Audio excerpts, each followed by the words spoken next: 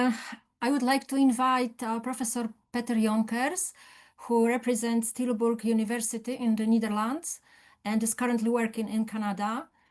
Professor has visited numerous universities abroad and chaired several evaluation panels for humanities research and programs, and he serves as Vice President of the International Federation of Philosophical Societies. So the lecture will focus on the developmental challenges of evaluation in education. Zapraszam teraz do wystąpienia profesora Petera Jonkersa, który reprezentuje Uniwersytet Tilburgu w Holandii. Obecnie pracuje w Kanadzie. Profesor gościł w wielu zagranicznych uniwersytetach, przewodniczył też kilku panelom ewaluacyjnym do spraw badań i programów studiów humanistycznych. Jest wiceprezesem Międzynarodowej Federacji Towarzystw Filozoficznych i jego wykład będzie dotyczył rozwojowych wyzwań ewaluacji w edukacji. Także zapraszamy. The floor is yours, Professor Jonkers. Thank you very much for the invitation. Well, first I would like to thank the organizers for this Congress, and in particular Professor Korporowicz for inviting me to share some ideas with you about the transformational value of evaluation. And furthermore, I'd like to congratulate the Polish Evaluation Society on its 25th anniversary, and I wish you and the organization happy many returns. My comments are not meant to be a summary of the rich and the rich keynote lectures and the presentations and discussions in the panel meetings.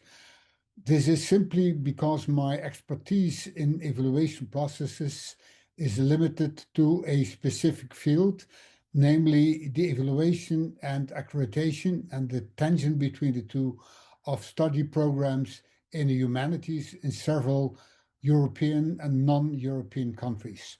So for your understanding, humanities is a group of departments, a group of study programs, including philosophy, theology, religious studies, history, languages, art history, etc. Okay, so although my expertise is limited and to some extent fragmentary, I hope they will be useful to the evaluation process in your own country and your field of expertise. I'll start with opposing, in a way, accreditation, which is a general process in all European countries, on behalf of ENCA, organized by several national agencies, and evaluation. Well, ideally, evaluation is a qualitative process resulting in a nuanced and well-argued report which comprises concrete suggestions for a higher education institution to improve itself. However, in the real world, these institutions tend to take a non-committal attitude toward the recommendations of the evaluation panel and continue to do business as usual. Why? Well, the simple reason is that evaluation cannot result in the discontinuation of a study program. In other words, the main problem of evaluation is that it does not have a big stick. And that is one of the big differences with the accreditation process. But a second problem with evaluation is that, in my experience, the attitude of these higher educational institutes towards evaluation does not differ that much from accreditation. Ideally, because there is no big stick and there is no threat to discontinuation, these institutes could be more honest and self-critical when they are evaluated by a well-meaning external panel, but from my experience, this is often not the case. In the real world, self-evaluation reports from these institutions in preparation for an external evaluation tend to boast the strengths of these institutions and hide its weaknesses, thus complicating the role of the panel to give sensible recommendations about how to improve the quality of a higher educational institution. So in my experience, numerous times I had the role of a kind of Sherlock Holmes trying to find out the possible areas for improvement and the weaknesses of a certain study program. So although evaluation panels obviously cannot decide to discontinue a study program, these institutions may suffer reputational damage from a critical evaluation report, and that is why they tend to hide their weaknesses. In comparison, accreditation is marked by a quantitative approach and typically results in a binary accreditation/non-accreditation decision with far-reaching consequences for the institute under review. In other words, accreditation agencies do have the big stick that evaluation panel lack. Moreover, as you know, accreditation of study programs at universities and other higher educational institutes is part of a mandatory legal framework that is operative in all EU member states and even in some non-EU countries. Accreditation is required to participate in the European higher educational area, and this is an important goal for all higher educational institutes, including the non-European ones. Many of them would like to become a part of the European educational area. Well, the downside of accreditation is that its quantitative approach sometimes offers a distorted view of the higher educational institute, especially if it's active in the field of the humanities, in which more qualitative data are needed. Moreover, accreditation steers the policy of these institutes in the direction of fulfilling the requirements of predetermined, rather formal standards, sometimes at the expense of a more holistic, qualitative approach of quality assurance. Because the consequences of non-accreditation are so dire, these institutes will typically appeal against a negative accreditation decision, and this needs accreditation reports to be appeal-proof and hence not very dialogical. So the typical framework of these accreditation results in a very formal, legalistic, I would say, report, because it has to stand the possibility of appeals. Well, the challenge for evaluation is to offer an alternative, or at least a complement to accreditation, while avoiding the downsides of both systems. So this is the main challenge. Well, please allow me to share with you some suggestions in this respect, thereby admitting that I lack any specific knowledge about the situation in Poland or in other accreditation fields or countries.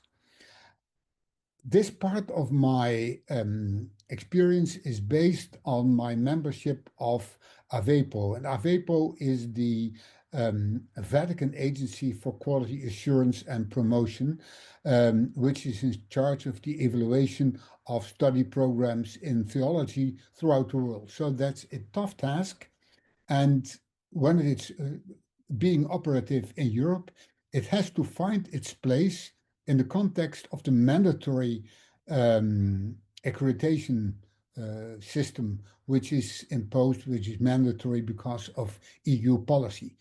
So it has to find its place in opposition, not so much in opposition, but in complement to accreditation, because no European higher institutes of education even thinks about the possibility of giving up accreditation in favor of evaluation by AVEPO, at least not in the field of theology.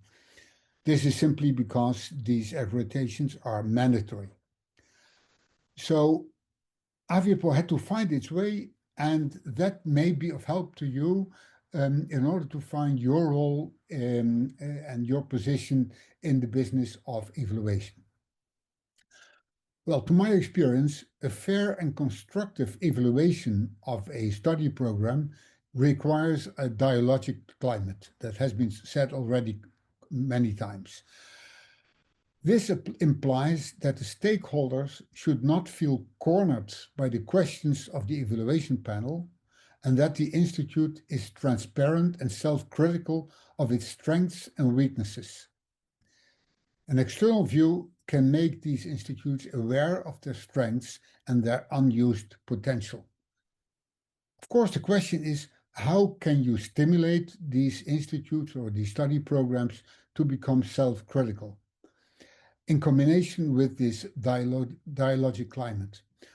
Well, from my experience, a good way, I wouldn't say the best way, but a constructive way to do so is to ask these institutes to draft a so-called SWOT analysis. I assume you are familiar with the principle of SWOT analyses. Well, such an analysis has the advantage of starting the evaluation from the concerns and plans for the future of the institute itself, thus enhancing the dialogic character of the evaluation, and it prevents the evaluation panel to start playing a kind of Sherlock Holmes, because the threats and weaknesses and opportunities and chances are offered by the evaluation, by the study program itself, and that makes a big difference.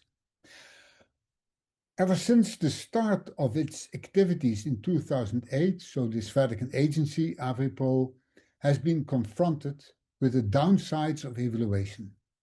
And to overcome them, it has gradually shifted its focus from evaluation to promotion, which means that today, this agency defines itself more as a consulting agency, thus distancing itself not only from accreditation, obviously, but also from evaluation insofar as it's perceived as a light form of accreditation. It is still too early to tell whether this strategic change will be effective, so I can only share with you my interpretations of the reasons for this change and its possible positive outcomes. As I already said, all European states have mandatory accreditation systems in place for study programs, and trying to replace it with an evaluation system will be an uphill battle. Of course, lobbying to make the accreditation system less formal and quantitative makes a lot of sense, but this will result, in my view, in complementing rather than replacing the existing accreditation system. Well, counseling or consulting these higher educational institutes in their quality assurance can happen between two accreditation rounds at the request of the institutes. Because the institutes takes the initiative for such consultation, the whole process will be more dialogic and open-minded and result in qualitative recommendations which the higher educational institute can implement to improve its quality and thus enhance the outcome of the next accreditation round. So these institutes perceive themselves that it is in their interest to have a kind of consultation or consulting. Of course, consultancy, and this is a big change, requires specific training of the external consultants. They need to possess an arsenal of good practices and practical knowledge to estimate which ones are beneficial in the specific context of a higher educational institute. And last but not least, they need to be sensitive to the cultural and geographic sensitivities of a certain of the institutes they are going to evaluate. Well, this is, in my view, not only in my view, my experience, the main challenge that AVIPO is dealing with because it's operative worldwide. And there's always a risk of being accused of what I would call cultural or academic colonialism, which is completely counterproductive. So a panel, but also the framework of this evaluation has to be thoroughly aware of these risks and try to address it adequately. These are my recommendations. I hope they are of any help to you. Thanks again for listening to me, and I wish you all, regardless of which country you're working, a lot of success. Thank you.